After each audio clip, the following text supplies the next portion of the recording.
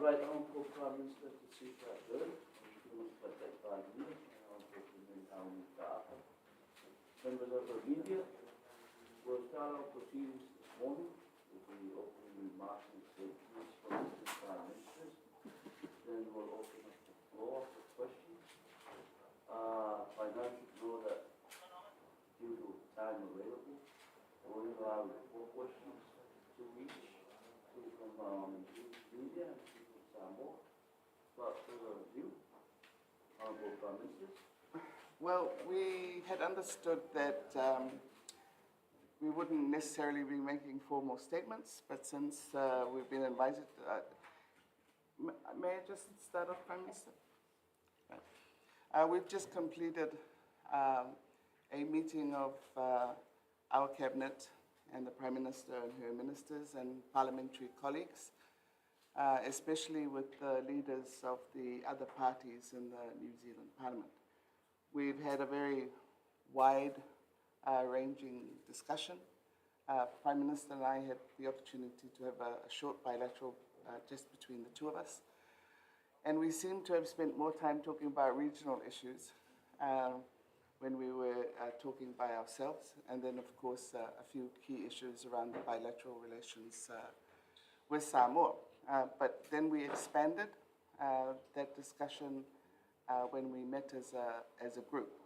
So the range, essentially, of course, climate change, the recovery from COVID, the prioritizing of development sectors, education and health being very key, the recovery and rebuild for our tourism economies, of which, of course, New Zealand has a very well-developed tourism destination, are probably facing similar issues. With tourism, we had the king tides recently. We were a bit fearful that that would further impact us, but fortunately, it's not as dire as we thought it would be. But nevertheless, there is a slight damage, of course, and costs to that sector, of which we will respond to, because we're very keen for the sector to recover and rebuild. Of course, the traditional issues of access and mobility for the Pacific to travel and to work was one of the issues that we discussed. We've prioritized agricultural development as one of our rebuilds for Samoa, and our Minister for Agriculture, knowing that New Zealand has very strict bio protections, and we appreciate that, of course. But this is an area where we engage with, not the least being the RSE workers that work in your horticultural sector mostly. So it's been wide-ranging, nothing too contentious, very friendly and warm. And of course, because the Prime Minister has travelled here with her delegation for the 60th anniversary of the Treaty of Friendship, the discussions have taken place in that spirit, that we are friends and neighbours. Thank you. Thank you, Prime Minister, and can I reiterate again here in this forum our thanks for the warmth of your hospitality and your government's hosting of this really important occasion for Aotearoa, New Zealand and Samoa. I won't repeat your canvassing of the conversation. You captured well the diversity of this discussion and also the tone of the meeting. It is unusual for these bilateral engagements to occur with both a full cabinet, but also with representation from across the Parliament from Aotearoa. But I think it was fitting on this occasion that we meet in that manner, because, as you say, the basis of this meeting was ultimately the friendship that we have as two nations, not as political parties, but as nations. Of course, alongside the discussion that you've already outlined, there was some discussion of additional project work that New Zealand and Samoa will embark upon together. It has become tradition that when we mark the occasion of our Treaty of Friendship, we seek to highlight some of the priorities that we have together by committing to additional projects, and we've done that today.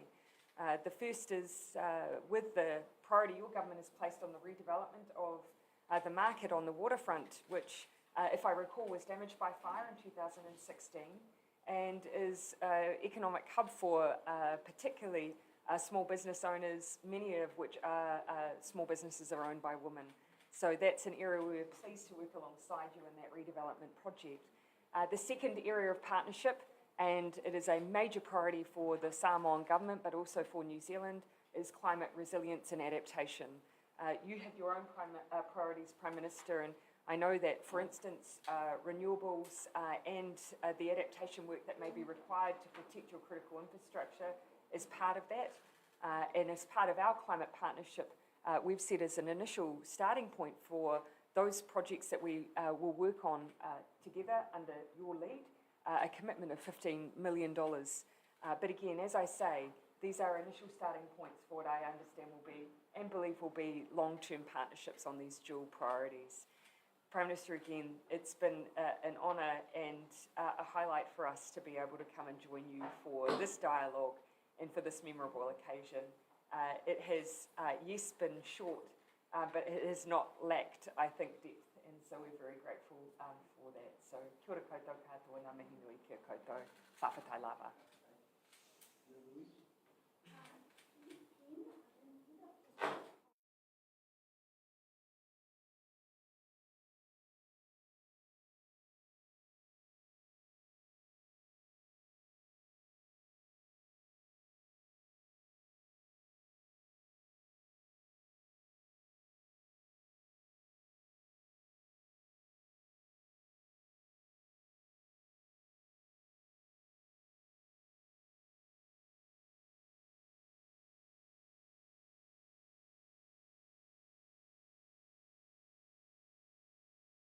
Samoa, you're opening back up to the world again, you're welcoming back tourists. Can you tell us a bit about that? And is it easy for you to do that, given so many of your workers are in New Zealand and Australia picking crops? Yes, it won't be easy because that has been an impact with the RSE, and we've discussed this issue, and it's not particular to Samoa. Other leaders in the Pacific when we were at the forum. So I think there's a general review of, and it's not just the tourism sector, it's also impacted on other sectors, even the public sector. But I think one of the things that will help, as you know, we don't have a national airline. We're working with the incoming airlines, mostly in New Zealand to start off with. We have given Qantas a license now. There are other applications. But I think the scheduling of flights and the frequency will also help on how we plan out the recovery so that we can ensure that the sector is not under too much pressure. Prime Minister Piana, can you explain the state of Samoa's post-COVID economic recovery, but then also explain why an investment in rebuilding the Samoa market will have such a significant impact? For New Zealanders who might not understand why an investment there, what that would mean.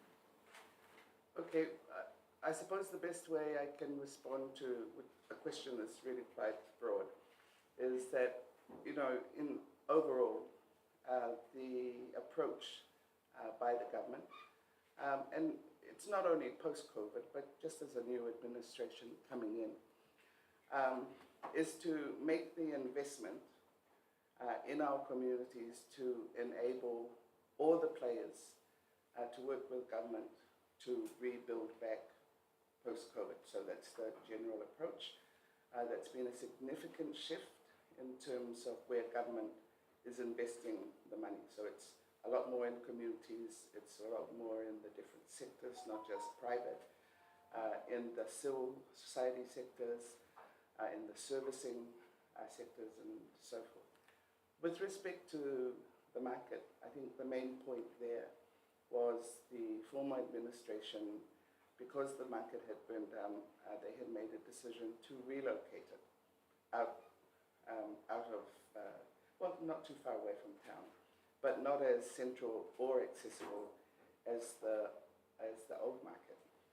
We've come into government, we've determined this is such a significant business hub, and it needs to be centrally placed so that it's accessible. So that decision was made. It's a market that has a range from, agricultural produce to, cultural products. It will be, as many markets are around the world, they become iconic and an experience, especially for tourists. But of course, the main point is that it's accessible to the locals. Nani, who are online? My question is open to both Prime Minister. And it's on the Treaty of Friendship. 60 years is a long time, and as Prime Minister alluded to last night, it's a lifelong friendship. And my question is, Prime Minister, what things will it offering Samoa, and also Samoa offering advice for us in terms of the celebration, I guess in terms of possibility of travel visas? Some of the areas where, under the auspices of the Treaty of Friendship, we will continue to work together. But I think the most important thing with our friendship is that it won't be underpinned by individual projects, but by the fact that we commit to work collaboratively with one another on the challenges that we each face, and that we both respect and appreciate the contribution that each makes to each other. And here I want to highlight the contribution that Samoa makes to New Zealand, which, I've tried to use every opportunity to reflect on that because it is significant. The Samoan community in New Zealand, the diaspora, makes a significant contribution. It adds depth and diversity. It contributes to our education sector, our NGO sector, our religious communities, our civil society, in every walk of life. It is the third most spoken language in Aotearoa. And so for us, it's about what we can do to continue to work together in the spirit of that partnership and relationship. So that's a broad brush, but you've asked specifically on the question of movement. One particular area where we've committed to doing additional work this year is that we do think the movement of diplomats and politicians in particular should be easier into New Zealand. So we're working on making that movement much more seamless. The other area is obviously a commitment to keep working on the RSC scheme because it should be mutually beneficial to both countries. And Samoa has raised concerns around the loss of skills, and so let's work together to make sure that it continues to be mutually beneficial. And the third area is under the guise of PACER Plus. There is work on labour mobility, and we've discussed today ways that we might work together on that issue too. Now, who waves are more online? Welcome, your right honourable Jacinda Ardern.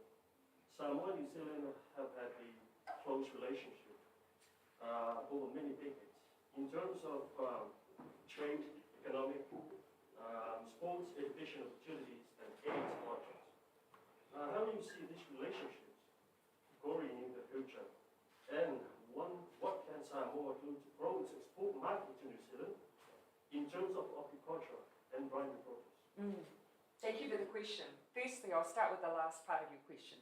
There are significant opportunities, and of course, the whole underpinning of PACER was to ensure that we see those trade flows between our Pacific nations. One of the issues that's been raised with us is that in New Zealand, of course, whilst we will benefit from those extra trade flows, particularly of some of the horticultural products that come from Samoa, in some cases our biosecurity and quarantine measures have been a barrier.